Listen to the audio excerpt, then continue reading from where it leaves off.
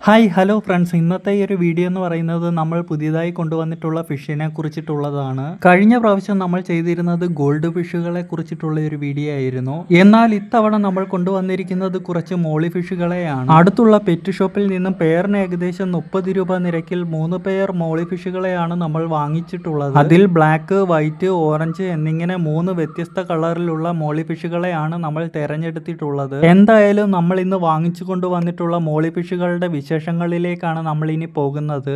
കൊണ്ടുവന്നതിൽ 2 എണ്ണം പ്രസവിക്കാറായി കിടക്കുന്നതുമുണ്ട്. അതേപോലെ തന്നെ പ്ലാറ്റി, ഗപ്പി, സോറ്റെയിൽ എന്നിങ്ങനെയുള്ള ഫിഷുകളെ പോലെ തന്നെ പ്രസവിക്കുന്ന ഒരു ഫിഷ് കൂടിയാണ് മോളി ഫിഷുകൾ. അതേപോലെ തന്നെ ഒരു മോളി ഫിഷ് എന്ന് പറയുന്നത് ഏകദേശം 3-3.5 ഇഞ്ച് വരെ വളരുന്നതായിരിക്കും. അത്തരത്തിലുള്ള ഒരു മോളി ഫിഷിൽ നിന്നും അനേകം കുഞ്ഞുങ്ങളെ ലഭിക്കുകയും ചെയ്യും.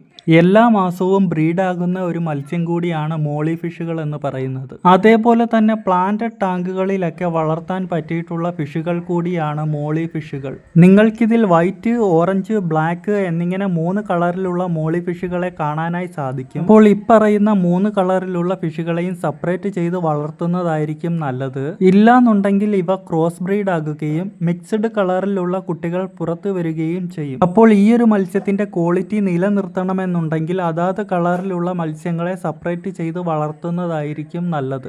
അതേപോലെ തന്നെ ഗപ്പികളെ പോലെ അവരുടെ സ്വന്തം കുഞ്ഞുങ്ങളെ തിന്നുന്ന ഒരു ടെൻഡൻസി ഇവരിൽ കണ്ടുവരാറില്ല.